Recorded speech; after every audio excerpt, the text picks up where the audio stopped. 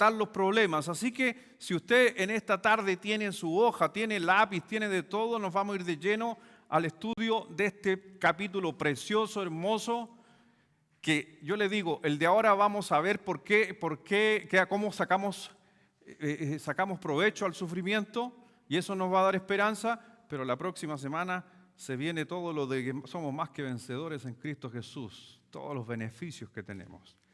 Así que, primero que nada, en esta porción de la Escritura que estamos leyendo, hay tres palabras claves.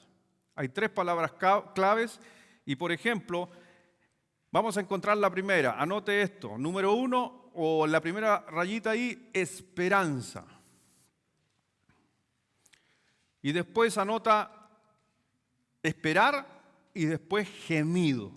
Estas son las tres palabras clave. Y cuando uno está haciendo un estudio de algún libro, lo primero que vamos a buscar a la hora de hacer el estudio, por ejemplo, la palabra que más se repite en el texto. Porque eso ya nos va a estar dando una línea de lo que el apóstol, en este caso las Escrituras, no quieren decir. Cuando vemos en el versículo 20, dice, porque la creación fue sujeta a vanidad, no por su propia voluntad, sino por causa del que la sujetó en esperanza. ¿Ya? Entonces ahí aparece la primera vez mencionada la palabra esperanza. Después, por ejemplo, vemos en el versículo 24, dice, porque en esperanza, vuelve a mencionar la palabra esperanza, porque en esperanza fuimos salvos, pero la esperanza que se ve no es la esperanza por la que alguno ve, ¿a qué esperarlo? Así que encontramos la palabra esperanza. ¿Cuántas veces aparece en Romanos la palabra esperanza en este capítulo? Aparece 6 veces. 6 veces aparece la palabra esperanza, y si quiere anotar al lado de ayuda, la palabra esperanza 6 veces. Después vamos a encontrar la segunda palabra, que es esperar, que ustedes la estaban anotando hace un momento. Y vamos a encontrar la palabra esperar, pero ojo, que acuérdense que nosotros tenemos la traducción al español, que hay veces que palabras que, por ejemplo, en el original son esperar, en el español va a cambiar para darle un sentido. Le voy a dar un ejemplo. Vamos a versículo 18. Porque en el griego, la palabra que se ocupó en el versículo 18, en el nosotros a, ese nosotros a, en el original es esperar. ¿Ok?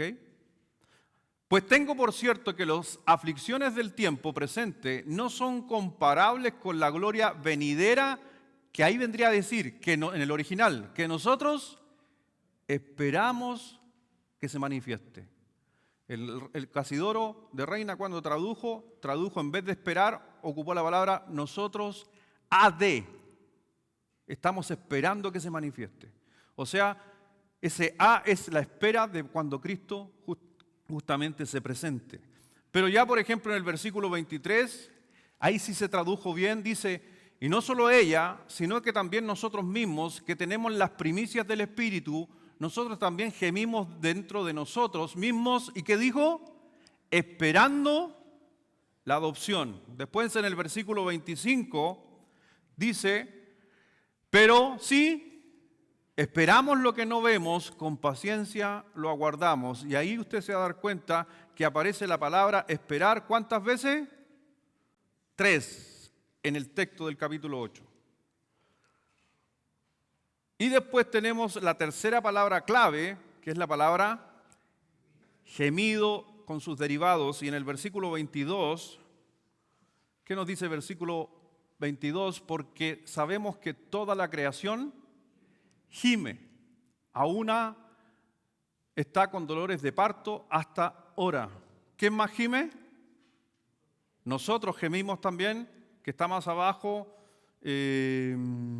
versículo 22, porque sabemos que toda la creación gime a una y aún está con dolores de parto. Y versículo 23, y no solo ella, sino que también nosotros mismos que tenemos las primicias del Espíritu, nosotros también gemimos dentro de nosotros mismos esperando la adopción y la redención de nuestro cuerpo. Versículo 26 dice, Y de igual manera el Espíritu nos ayuda en nuestra debilidad, pues que hemos de pedir como conviene, no lo sabemos, pero el Espíritu mismo intercede por nosotros con... ¿Cuántas veces aparece la palabra gemido? 3 veces. Así que ahí tienen las palabras claves del capítulo 8. Ahora, mirando un poquito el texto, vamos a estar hablando, vamos a hablar de cómo encontrar, y en realidad si yo le quisiera poner un título a una predicación ocupando este capítulo, le puse yo mi título, es cómo encontrar esperanza para soportar toda clase de males. Ese hubiera sido mi título de un sermón ocupando Romanos 8. Pero como es estudio, no, lo dejé ahí nomás, encontrando esperanza para resistir. ¿Qué dice la Biblia con respecto al sufrimiento? Veamos lo que dice la Biblia en cuanto al sufrimiento. Nuevamente, ¿da explicación del sufrimiento? No. ¿Pero sí nos hace ver por qué hay sufrimiento? Sí. Y veamos causas del sufrimiento. La primera fuente de sufrimiento, vamos a la número 1, es nuestra propia situación.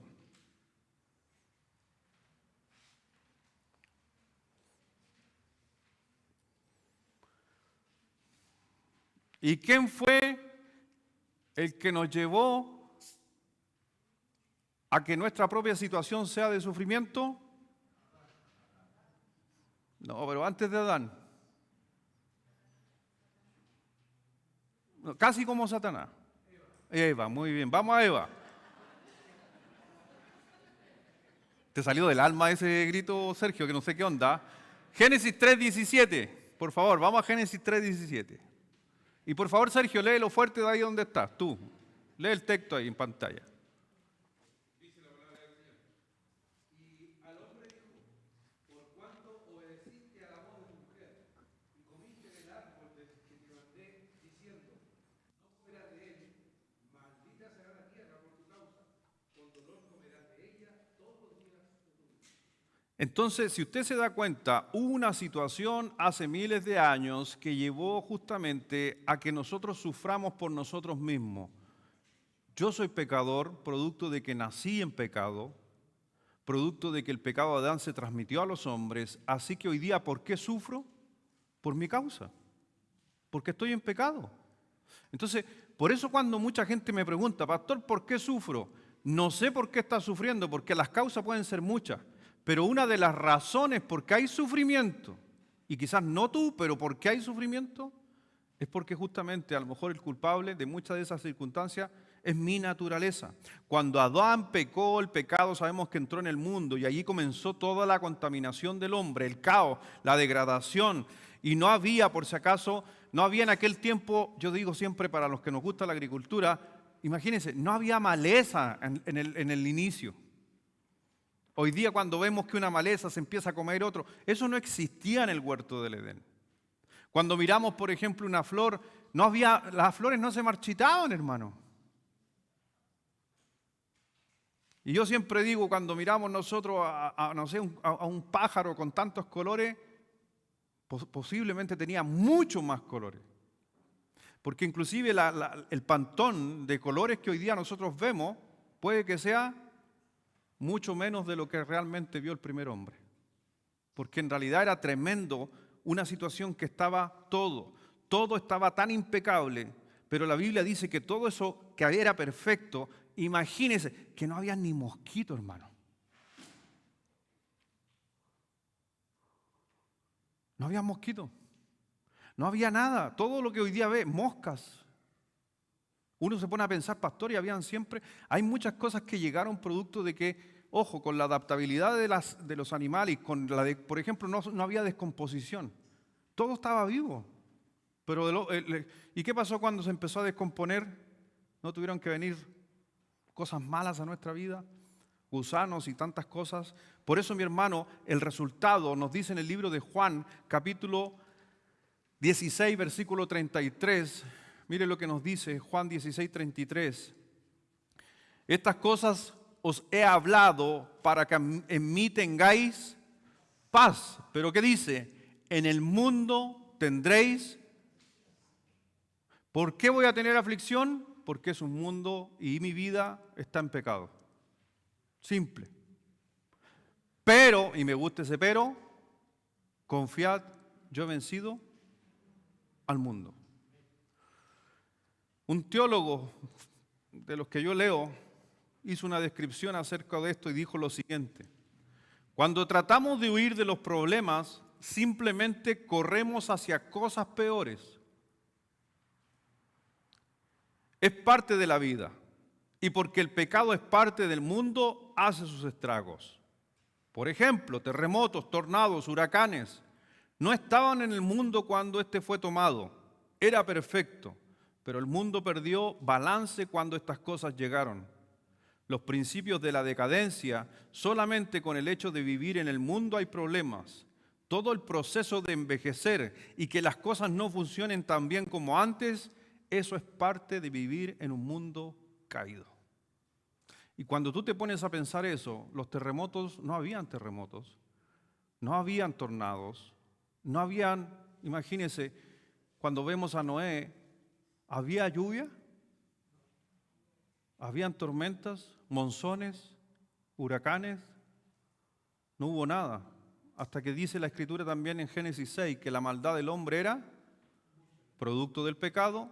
Dios tuvo que traer una nueva forma de expresarse. ¿Y cuál fue? Agua cayendo del cielo. Y si usted no se da cuenta, que es interesante eso es lo que le estoy mencionando, que el ciclo del agua, ¿cuándo comenzó? No es la creación, es producto del pecado. Porque ahora que se evapora, líquido, gaseoso y todo lo demás, empezó ese día. Porque nunca había llovido sobre la faz de la tierra. No existía el ciclo como tal. Por eso, todo es producto del pecado. La segunda fuente del sufrimiento es el pecado como tal. Anote eso en la punto número 2.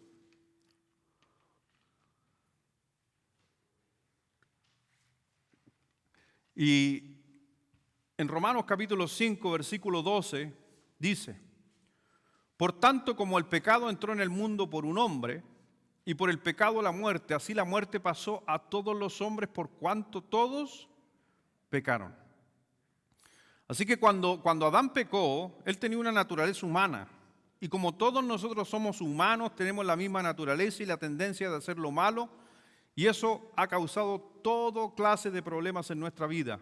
Por eso Pablo después nos recordó en Romanos 6:23. ¿Se acuerda de Romanos 6:23? Usted se lo sabe. Porque la paga del pecado es muerte, más la dádiva de Dios es vida eterna en Cristo Jesús, Señor. Así que cuando nosotros pecamos, es porque simplemente no estamos yendo en la dirección de Dios. Y esto va a causar cualquier clase de males. Yo les voy a ser sincero, como creyentes, si yo soy un creyente que quiero vivir en pecado, voy a tener sufrimiento. Y si alguien dice, pero es que yo conozco unos cristianos que son repecadores y todavía no les pasa nada. Eso es lo que dice Malaquías. Y Malaquías dice una frase: por ahora no le ha pasado nada. Pero acuérdense de lo que dice, y ahí me puedo hablar de Hebreos 12. Porque el Padre al que ama, disciplina. Y ahí hay una consecuencia. Y hoy día el mundo como tal, no hablando del mundo creyente, hay tantas cosas que el mundo, producto de su pecado, tiene que pagar consecuencias. ¿Saben? Uno de los países donde hay más hambre en el mundo, dentro de los top, es la India. Pero usted ve las vacas andan caminando en la calle, y nadie se come una vaca. ¿Por qué? Porque es un Dios. Entonces, ¿qué estoy diciendo con eso? Que eso es un pecado. El Señor dijo: no debes tener otros dioses delante de mí.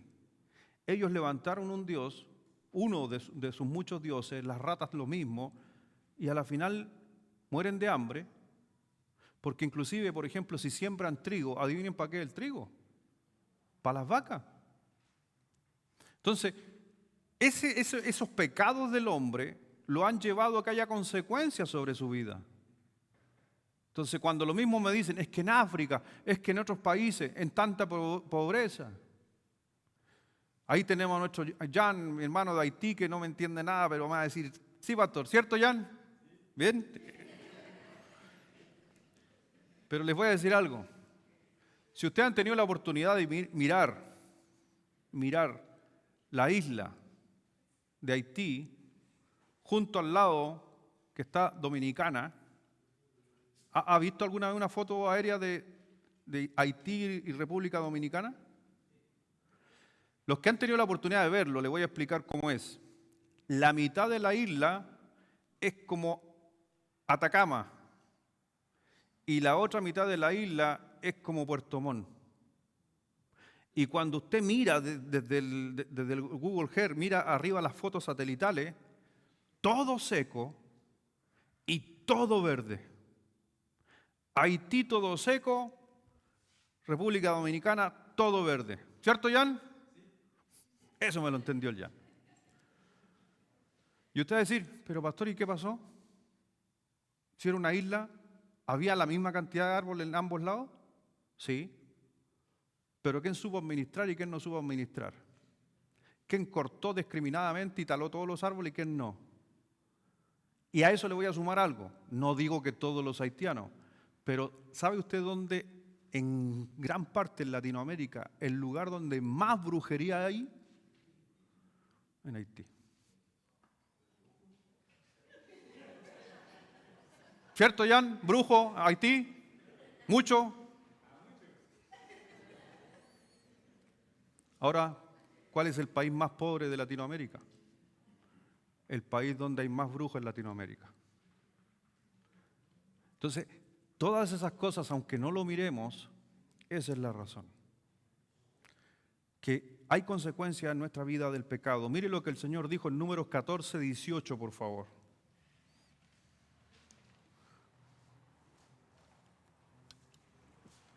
Se los dejo a ustedes, bonito pasaje, léalo fuerte, todos juntos, unánimes, a la 1, a las 2 y a las 3.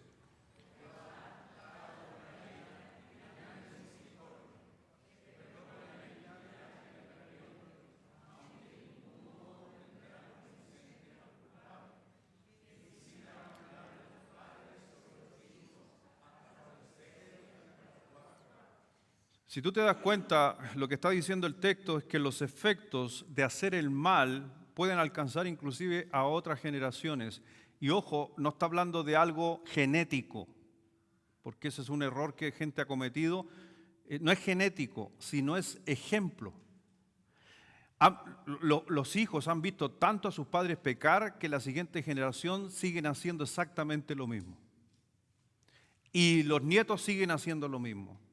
Y es por eso que a lo mejor no necesitamos ir tan lejos cuando podemos ver a un bisabuelo borracho, al hijo borracho y así sucesivamente y todos borrachos. O vemos un papá golpeador y vemos a toda la familia golpeadora hacia abajo. O vemos un papá infiel y todos los hijos son infieles en esa relación. Y eso simplemente no es genético, porque me acuerdo una hermana, la hermana Moraima, que está en la presencia de Dios. Ella me rebatía así, pero casi se ponía a pelear conmigo y me decía, pastor, yo no le creo a usted, yo sé que la familia de mi marido está maldita, pastor, y se le ha pasado por los genes, porque todos son mujeriegos, me decía. Ella estaba convencida que era genético.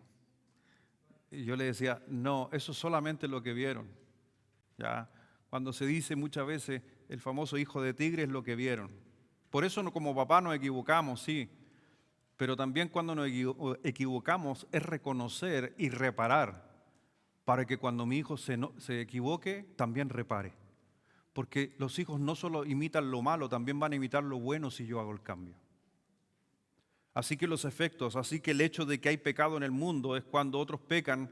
¿Y sabes qué? Gente inocente se va a ver dañada cuando algunos pecan. ¿Sí? No solo hijos, familias, países. Número 3, una tercera causa del sufrimiento es el yo. ¿Por qué sufro? Por tu culpa. O una de las razones por qué, de dónde se origina.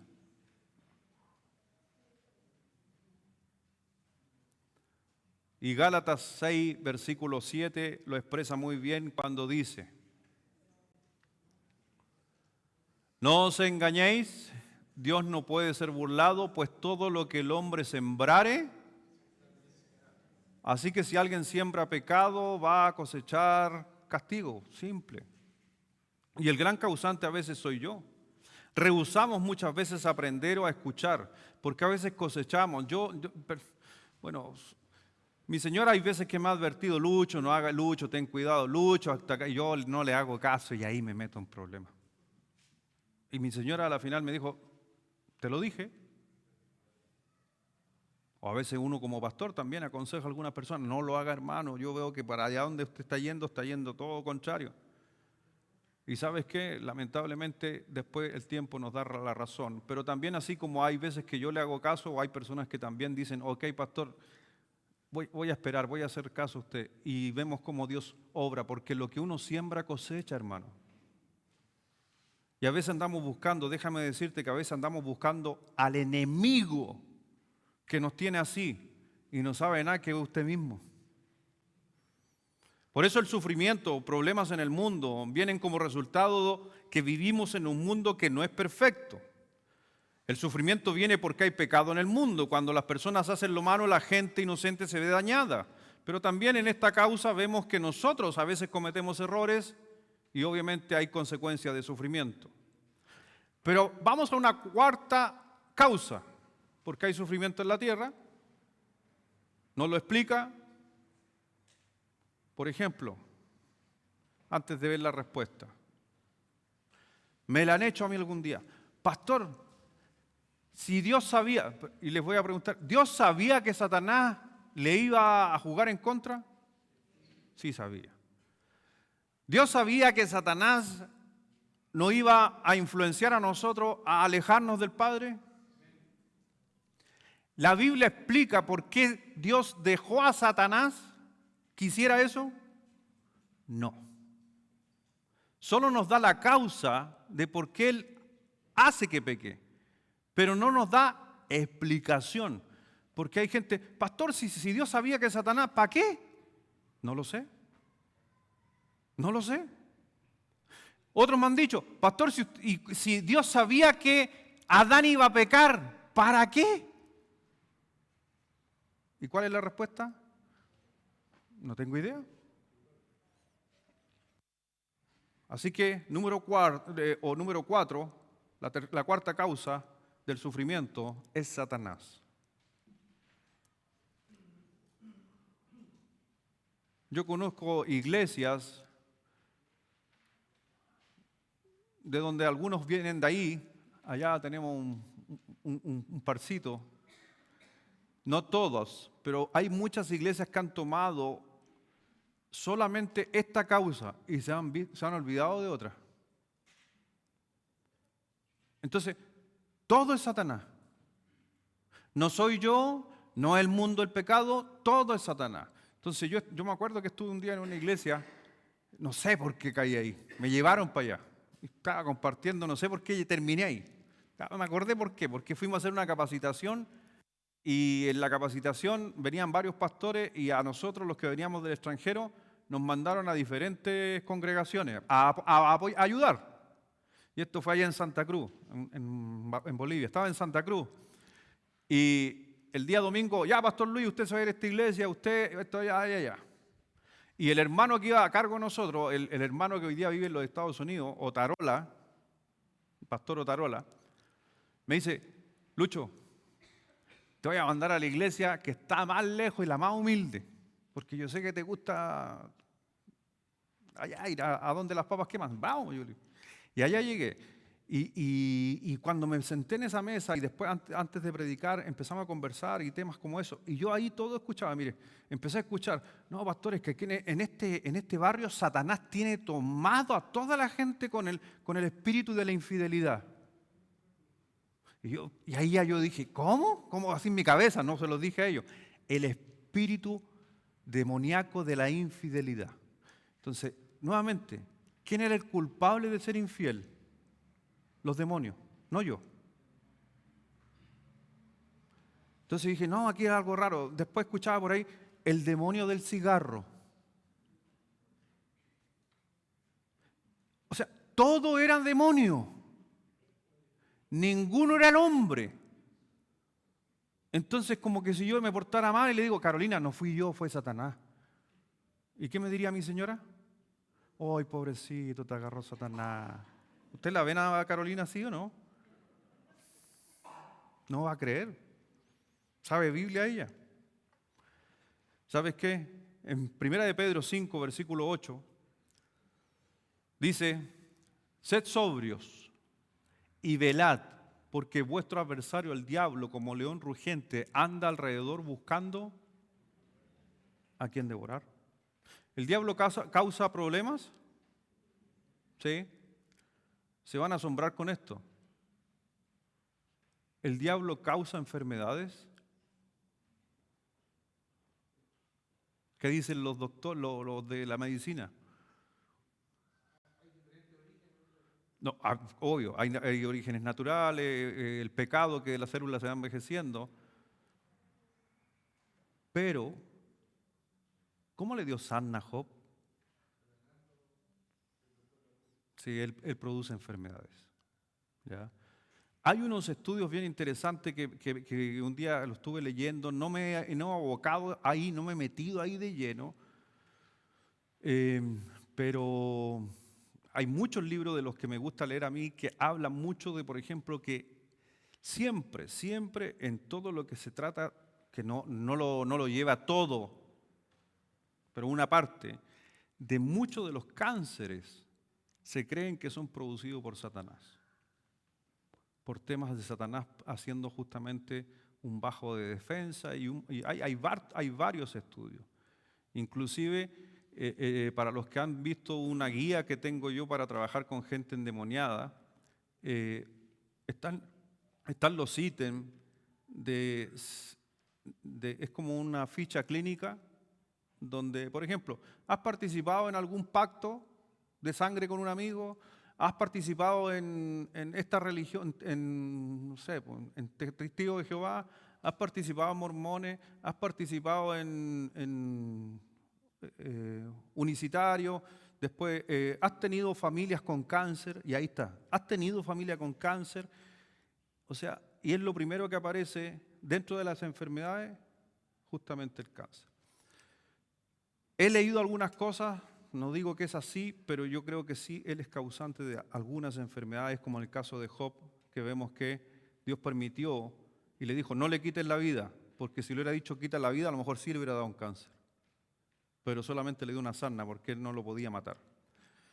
Así que ojo, ahora, yo sé que usted va a decir, pero pastor, yo soy salvo, ¿Satanás me puede tocar? No. Pero Satanás podría influir que tú comas cierto alimento para que tú te enfermes de cáncer? Sí. Por ejemplo. ¿Me doy a entender o no?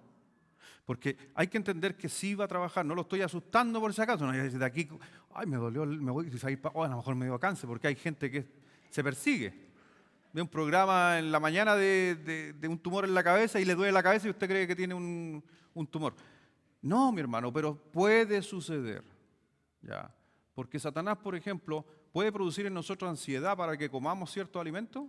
Sí, eso sí puede. Y eso puede afectar nuestro colesterol, nuestro corazón, o generar un cáncer. Número 5.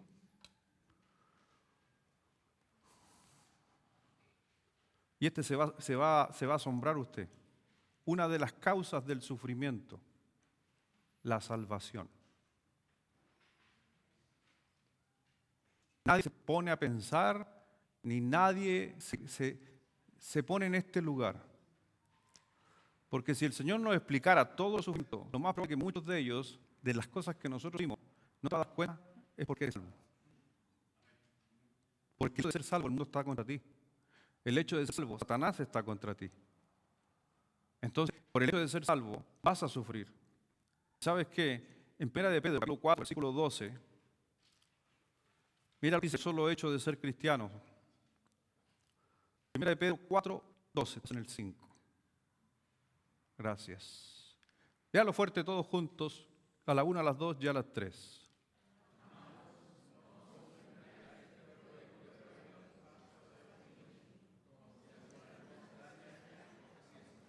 Así que parte diciendo Pedro, escribiéndole a los cristianos: amados, no os sorprendáis del fuego de la prueba que os ha sobrevenido como si cosas extrañas aconteciese. Versículo 19 del 4. De modo que el que padece según la voluntad de Dios, ¿según padece?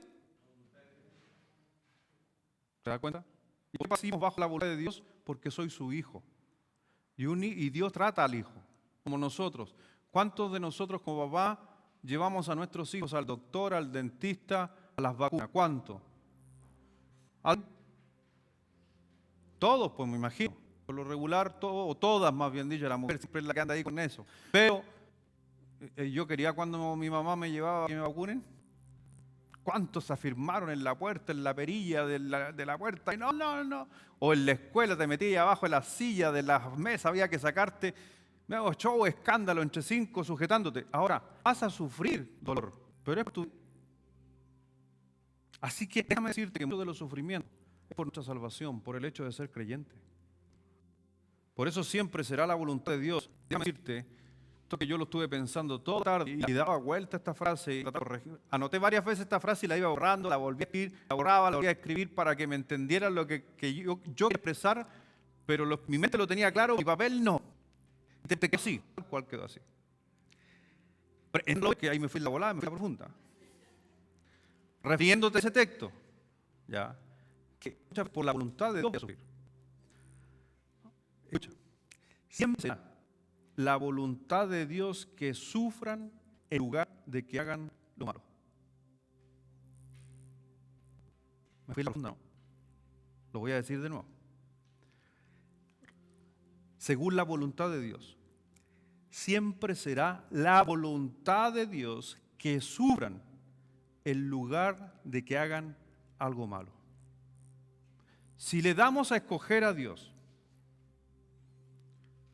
Señor, ¿quieres que haga lo malo o quieres que sufra? ¿Cuál va a escoger Dios para tu vida? ¿Me doy a entender ahora?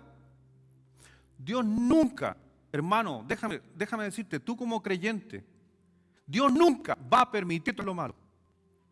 Nunca. Pero sí Dios va a hacer que tú sufras para que no llegues a lo malo. Él siempre se va a meter y va a intervenir. Se supone que Dios tiene que hacer, por ejemplo, si yo quisiera, Dios quiere que todos nosotros somos millonarios. ¿Eso es lo que Dios quiere? Porque hay millonarios, ¿a dónde me va a llevar muchas veces?